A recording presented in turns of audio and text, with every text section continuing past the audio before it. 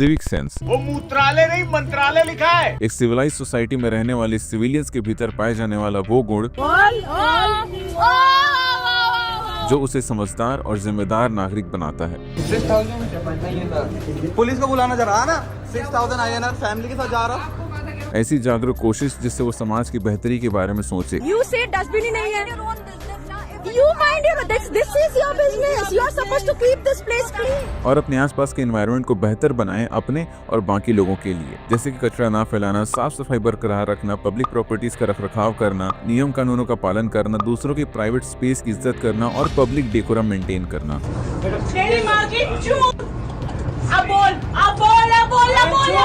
लेकिन ये बातें हम में से अधिकांश भारतीयों के लिए इररिलेवेंट है, क्योंकि ये वही मिट्टी है जहां वर्ल्ड का one of the most sophisticated civilization एक समय पे एग्जिस्ट किया करता था। और आज 8000 साल बाद जो एडवांसमेंट हम लेके आए हैं उसकी मिसालें तो एलियंस देंगे भाई। कि उसमें 4 चम्मच गोबर में से 1 चम्मच जूस निकाल के अगर प्रेगनेंसी में समय समय पे लेते रहे तो नॉर्मल डिलीवरी के चांसेस बहुत ज्यादा बढ़ जाते हैं। मेरी वाइफ ने भी गोमूत्र पिया। क्योंकि इंडिया क्या है, एक मल्टी कल्चरल डाइवर्स कंट्री जहाँ डिफरेंट कल्चर्स एक साथ को एग्जिस्ट करते हैं, लेकिन एक चीज हम सब के बीच में कॉमन है और वो है हमारी सिविक सेंस। हम भारतीयों में इतनी तो क्वालिटी है कि आप भारत की किसी भी कोने से कुछ भारतीयों को उठाकर दुनिया के किसी भी कोने में लाके रख दीजिए, वहाँ वो आपको एक छोटा सा भारत बनाकर देंगे।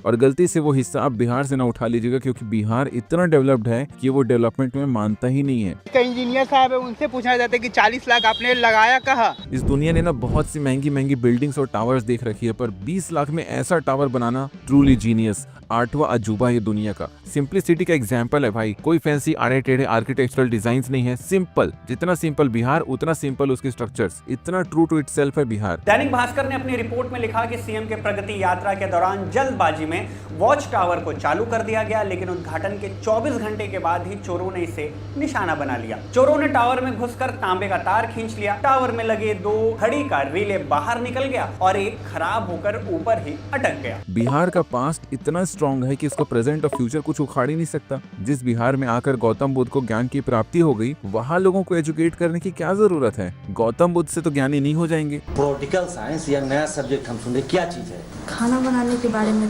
और इतना वहाँ के बच्चों को अच्छे से पता है, इसीलिए उनके अंदर इतना ज्यादा कॉन्फिडेंस है। लेकिन इंग्लिश में तो फाड़ देंगे, लगा देंगे इंग्लिश में। हाल फिलहाल में इन मैडम जी का अपॉइंटमेंट हुआ बिहार के केंद्रीय विद्यालय में, लेकिन उनको काम करने में मजा नहीं आ रहा, क्योंकि वहाँ के लोगों में सिविक सेंस नहीं है। Being here, I can see it every day. The ground reality is Bihar is people have no civic sense. सही बात है भाई, कौन ऐसे लोगों के बीच में काम करना चाहेगा? इनको सिविक सेंस सिखाने का काम इनका थोड़ी है, वो तो मैकेनिक सिखाएगा इन लोग को। मैकेनिक इतनी मेहनत करके वो टीचर बनी है, बढ़िया वादियों वाला स्कूल मिलना चाहिए था, हाई क्लास एनवायरनमेंट मिलना चाहिए था, तभी तो मजा आता काम करने में। ये समाज सुधार का काम करने के लिए वो टीचर बनी है, और वो भी ऐसे गरीबों के बीच में। गवर्नमेंट को इनका रीजन अच्छा नहीं लगा, सस्पेंड हो गई। हो सकता है अगर बोलती कि मैं विष्णु जी का अवतार हूँ, कल की रूप धारण किया मैंने, तो हो सकता है बच जाती। जैसा हमारे बड़े बुजुर्ग किया करते थे, चीजों को प्रोटेक्ट करने के लिए उनका गॉडिफिकेशन कर दिया जाता था, सो दैट हम आउट ऑफ रिस्पेक्ट आउट ना कर दें उनसे। लेकिन हम इंडियंस के अंदर से वो रिस्पेक्ट इन लोग कहाँ लेके जाएंगे? इतना रिस्पेक्ट किया हमने, इतना रिस्पेक्ट किया इन चीजों का कि साला क्रेजी पवित्र हो गए भाई। पानी को टेस्ट करने के लिए लैब लेके जा रहे हैं, लैब पवित्र हो जा रहा है, बैक्टीरिया ही नहीं मिल रहा है। बिल्कुल चमत्कार लेवल शिट कर दिया हम लोगों ने। सीवर लाइन यहाँ पे, और वो है holy river Ganga, the so called the mother river of our religion. और यहाँ पे इन बहन के लोगों ने उस पे सीवर लाइन छोड़ी हुई है। ये इज्जत है धर्म के नाम की इनकी। एक भारतीय महिला ने कनाडा में हैलोवीन ओकेजन के लिए रखी गई कैंडीज और लाइट्स को चोरी कर ली, जो बच्चों के लिए रखी गई थी। ये वन ऑफ द एग्जाम्पल है जिसमें हमें पता चलता है कि हम किस प्रकार से पूरी दुनिया को अपना घर समझते हैं। वसुधैव कुटुंबकम के स्लोगन को इन प्रैक्टिस लेके आते हैं। जैसे कुछ इंडियन स्टूडेंट तो न केवल वहाँ के फूड बैंक से फ्री में ग्रोसरी लेते हुए देखे गए हैं, बल्कि वो इसकी वीडियो बनाकर भी अपने ब्लॉग पर अपलोड कर रहे हैं कि कैसे आप फूड बैंक से फ्री में ग्रोसरी लेकर पैसे बचा सकते हैं। क्योंकि फूड बैंक एक्चुअल में वहाँ होमलेस लोगों के लिए चलते हैं, जहाँ पर कुछ ऑर्गेनाइजेशंस उनको खाने पीने की चीजें फ्री में अवेलेबल कराती हैं। अपने देश की पब्लिक प्रॉपर्टी को भी हम पर्सनल ट्रीटमेंट देते हैं, चाहे वो बस या ट्रेन स्टेशन में रखे गए पब्लिक बेंचेस हो, नलके हो, रेस्टरूम्स हो, सबको हम अपने घर जैसा बना के रखते हैं। जैसे हाल फिलहाल में बना अयोध्या का रेलवे स्टेशन, क्या वर्ल्ड क्लास फैसिलिटी सरकार ने हमें दी है, लेकिन हम अपना भारतीय टच उसमें देते हैं ताकि हमें ऐसा न लगे कि हम विदेश में आ गए हैं, हमें वो चीज पराया न लगे। हमारा घरेलूपना देख के भारतीय रेलवे वालों ने लेटरिन के मग्गे चैन से बांध दी है। ट्रेन में लगने वाली पंखों और लाइटों के वोल्टेज चेंज कर दिए गए, कस्टम मेड बना दिए गए उनको, ताकि उसको घर में यूज नहीं किया जा सके, क्योंकि कुछ भारतीय उसको अपने घर लेके चल देते थे, और वो भी इसलिए किया ताकि उसको सेफ रखा जा सके। बाहर में लगे रहेगा तो नुकसान पहुंचा देगा ना कोई उसको। अब भारत तो हमारी माता है, पैट्रियोटिज्म, अब माँ के घर में कैसे चोरी है। बिहार से हैरान कर देने वाली खबर सामने आई है। बिहार में चोरों का बड़ा कारनामा, चोरों ने चोरी किया रेल का इंजन, चोरों ने सुरंग बनाकर रेल का इंजन किया गायब। हंसी ठिठोली नहीं रुकनी चाहिए, क्योंकि हैप्पीनेस इंडेक्स में इंडिया 126 में था, अभी 118 में आ गया है, जो कि बिल्कुल लोगों में नजर आता है। इतना खुशनुमा माहौल बना के रखते हैं अपने आसपास ये कि आदमी चाह कर भी दुखी नहीं रह सकता। बड़ी परेशानियों से ट्रेन में सफर कर रहे हैं, कोई पानी छिड़क दिया, फ्रेश हो गए एकदम, गुड मॉर्निंग पाइनएप्पल हो गया। एग्जाम क्रैक नहीं कर पा रहे हैं, ट्रेनों की खिड़कियां तोड़ दे रहे हैं, मजे। स्लीपर की टिकट खरीद के एसी वाले के सीट में बैठ गए, मतलब कोई ना कोई एक्टिविटी चली रही है, कोई डिप्रेशन में नहीं है। और ये बहुत अच्छा साइन है एक हेल्दी नेशन का। इतने खुशी में पागल हो गए लोग कि मदहोशी में गाड़ी चला रहे हैं, जिधर मन करता है उधर टर्न ले लेते हैं, जहां मन करता है वहां गाड़ी छोड़ देते हैं, जहां नहीं चलाना चाहिए गाड़ी वहां भी चला देते हैं, क्योंकि भाई हम लोगों पे टाइम नहीं है ट्रैफिक रूल्स को फॉलो करने का, वो भी रोज रोज। इसलिए हम लोग को अपने ब्रेन का यूज करना पड़ता है, जुगाड़ निकालना पड़ता है। सड़क हो, फुटपाथ हो, कहीं भी भाई गाड़ी चलाना है और जल्दी पहुंचना है, क्योंकि अगर हम लेट हो गए ना तो हमारा देश के विकास में जो कंट्रीब्यूशन है ना वो गिर जाएगा। तो हमारे देश में रैश ड्राइविंग करने की स्किल है, क्योंकि सड़कें ऐसी है कि एक लाइन में आप गाड़ी चला ही नहीं सकते। भारतीय सड़क सरप्राइज एलिमेंट से भरा पड़ा है। कहीं अचानक से गाड़ी आ जाएगा, कुत्ता आ जाएगा, बच्चा आ जाएगा, कुत्ते का बच्चा आ जाएगा, इंसान का बच्चा आ जाएगा, जो कि किसी की जिम्मेदारी नहीं है संभालना सिवाय उस ड्राइवर के, क्योंकि वो अगर किसी को भी टच किया तो पब्लिक उसको डबल टच करेगी। हम इतने ज्यादा सिविलाइज्ड हैं कि अपने फेलो सिविलियन की हम परवाह करते हैं, जानबूझ के हम बिना इंडिकेटर के टर्न कर देते हैं, गाड़ी से थूक देते हैं, लेन चेंज कर देते हैं अचानक से, ताकि दूसरा ड्राइवर अटेंटिव हो सके। बहुत से डिस्ट्रैक्शन रहते हैं भाई एक ड्राइवर के पास, उसका ध्यान रोड पर बनाए रखने की जिम्मेदारी भी तो हमारी ही है। यहाँ किसी का एक्सीडेंट हो जाता है तो लोग सामान लेके भाग जाते हैं, ताकि अगर पुलिस और एम्बुलेंस आए तो उन्हें तुरंत बॉडी मिल जाए, उसके अलावा उन्हें और कुछ न उठाना पड़े। ये होती है एडवांस सिविक सेंस। एरोप्लेन में सफर कर रहे हैं तो चुपचाप कैसे जाएं यार, सोशलाइजिंग करना ह्यूमन नेचर है, और हम तो बस नेचर की ऑर्डर फॉलो करते हैं। Business class section where we understand that a man turned around and actually urinated on a co-passenger. तो थोड़ा सा चिट चैट, थोड़ा सा स्नैक तो बनता है, और माहौल बनाने के लिए गाना बजा दिया और बढ़िया।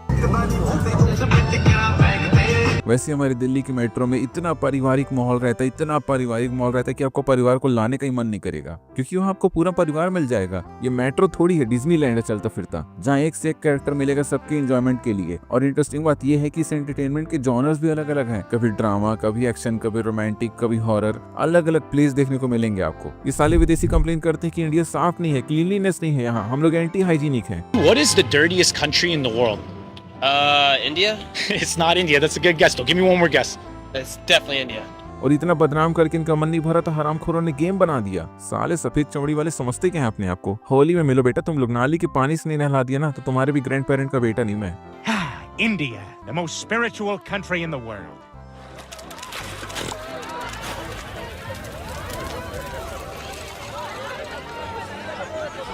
God is not here. इस प्रोपेगेंडा से जब तुम हटोगे तुम्हें समझ आएगा कि हमसे ज्यादा क्लीनलीनेस फ्रीक यहाँ कोई है नहीं। हम लोग गंदगी देख नहीं पाते हैं। देखा नहीं कि जब पॉलिटिशियंस विजिट करते हैं कहीं पर तो ये गंदे घटिया दिखने वाले गरीबों को ढक देते हैं हम लोग। सड़कों पे टेम्परेरी बजरी गिरा के उसको सपाट कर देते हैं, लाइटें लगा देते हैं, सजावट कर देते हैं पूरे शहर की, और वो भी सिर्फ 2 दिन में। अगर सफाई पगलू नहीं होते तो इंडिया का क्लीनेस्ट सिटी इंदौर बार बार कैसे बनता। अभी बस इंदौर ही है, बाकी सिटीज लगी है लाइन में, वो भी हो जाएंगे क्लीनेस्ट सिटी कुछ सालों में, लेकिन इतने सालों में सिर्फ इंदौर ही साफ कर पाए हम लोग। और वर्ल्ड लेवल पर भी कम्पीट करने की अभी औकात नहीं है, पर 100-150 सालों में भाई 100% अखंड भारत के सारे शहर cleanest city of the world होंगे, देख लेना इंशाल्लाह। हम लोग अभी डेवलपिंग कंट्री है और हमारे स्ट्रगल्स भी अलग अलग हैं। लोगों को मजबूरन सड़कों पे और पब्लिक एरियाज में कचरा फैलाना पड़ता है। इतना चूतिया कोई नहीं होता कि सामने डस्टबिन रखा हो और उसके नीचे कोई कचरा फेंक जाए। ऐसा करते हुए कोई ना कोई विचार उनके दिमाग को खाता होगा, और इस देश का नागरिक होने के नाते मैं वो समझ सकता हूँ। कचरे को डस्टबिन में डालते हुए उनके दिमाग में ख्याल आता है कि अगर वो कचरे को डस्टबिन में डालना शुरू कर दिए तो कितने ही सफाई कर्मियों की जरूरत कम हो जाएगी, और इसकी वजह से उनकी जॉब छिन जाएगी। और पूरी दुनिया तो हमारा परिवार है ही वसुधैव कुटुंबकम के तहत, तो तुम क्यों चाहोगे कि तुम्हारी फैमिली रिलेटिव्स की जॉब चली जाए। तुम्हें क्या लगता है उन्हें खुशी मिलती है दीवारों में थूकने से, कहीं भी मूतने से? दिल पे पत्थर रख के प्रेशर के साथ थूकना और मूतना पड़ता है ताकि म्युनिसिपैलिटी और क्लीनलीनेस डिपार्टमेंट को एक्स्ट्रा लेबर फोर्स हायर करना पड़े और इसकी वजह से एम्प्लॉयमेंट रेट बढ़े। तुम्हें पता भी है कि इन टॉयलेट्स और वॉशरूम्स में कितना पानी और फिनाइल बर्बाद होता है उनको साफ रखने के लिए। सिर्फ इन गंदे टॉयलेट्स की वजह से कितने ही लोगों का इरेगुलर बाउल मूवमेंट ठीक हो गया। उन लोगों ने फिक्स टाइमिंग बना ली और वो दिन में कम से कम बार टॉयलेट जाने की कोशिश करते, क्योंकि उनको पता है कि अगर बाहर कहीं जाने की जरूरत पड़ गई तो वॉशरूम नहीं मिलेगा, और सिर्फ इस एक स्टेप की वजह से हमने gallons of waters and litres of phenyl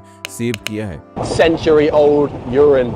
I want to go into the toilet, show you what it's like, but the smell is so pungent. Recently हमारे देश में दुनिया का सबसे बड़ा ह्यूमन गैदरिंग महाकुंभ आयोजित किया गया। हम लोगों ने इसे बड़े हर्षोल्लास से मनाया, फुल एंजॉय किया। पवित्र गंगा में जाके स्नान किया, रगड़ रगड़ के पाप और खुद को धोए, थोड़ी सी लेटरिंग भी हो गई इधर उधर, लेकिन ओवरऑल हाइजीन का ख्याल रखा गया। इसलिए तो देश विदेश से लोग भी आए थे नहाने के लिए VIP घाट में। लेकिन जो भी हो, हमने अपने पवित्र इंटेंशन के साथ गंगा के पानी को मैला नहीं होने दिया, ये बड़ी बात है। जल शक्ति मंत्रालय के मुताबिक 100 मिलीलीटर पानी में फेकल कॉलीफॉर्म की मात्रा 2500 से ज्यादा नहीं होनी चाहिए। इसी तरह गंगा नदी के दीहा घाट पर इसकी मात्रा 17,000 थी और यमुना नदी के नैनी घाट पर इसकी मात्रा 33,000 थी। 20 जनवरी को संगम के पानी में खतरनाक बैक्टीरिया की मात्रा 49,000 थी, जो 2,500 या उससे कम होनी चाहिए थी। पूरी दुनिया की नजर उस वक्त भारत की तरफ ही थी, और तभी हम लोगों ने एक बहुत अच्छा एग्जांपल पर्सनल स्पेस का भी दिया। वहां नहा रही लेडीज लोगों का फोटो खींच के। और इन सब इंसिडेंट्स के थ्रू हम ये बताने की कोशिश करते हैं दुनिया को कि हम इतना ज्यादा फ्रेटर्निटी और फैमिलियरिटी में घुसे पड़े हैं कि हम दूसरे इंसान को दूसरा मानते ही नहीं है। हम मानते ही नहीं है कि दूसरे इंसान का कोई अपना पर्सनल बाउंड्री हो सकता है। हम अपनी हरकतों से बिल्कुल बता देते हैं कि हम कल्चर रिच नेशन से आए हैं और हमारे यहाँ प्राइवेसी और पर्सनल स्पेस की इतनी इज्जत है भाई। So I'm in a train in India and this annoying guy is taking pictures of me and being annoying all the time in a very rude way, so I was thinking to do the same. Yes, here he is.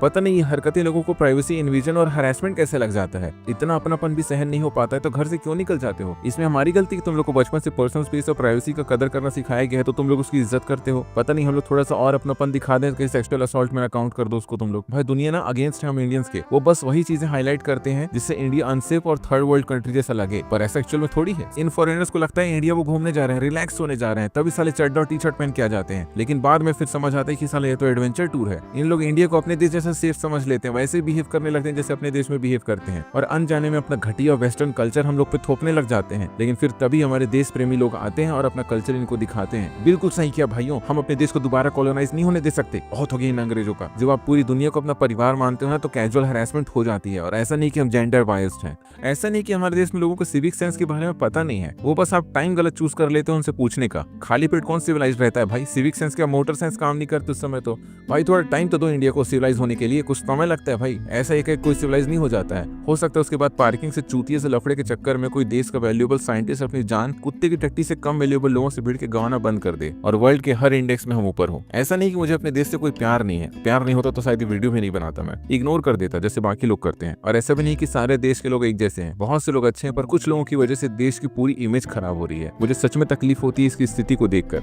शायद तुमको भी होती होगी, इसलिए तुम भी यहाँ तक पहुंचे हो। बाकी तुम अपने विचार कमेंट सेक्शन में बताओ। मिलेंगे नेक्स्ट वीडियो में, बाय।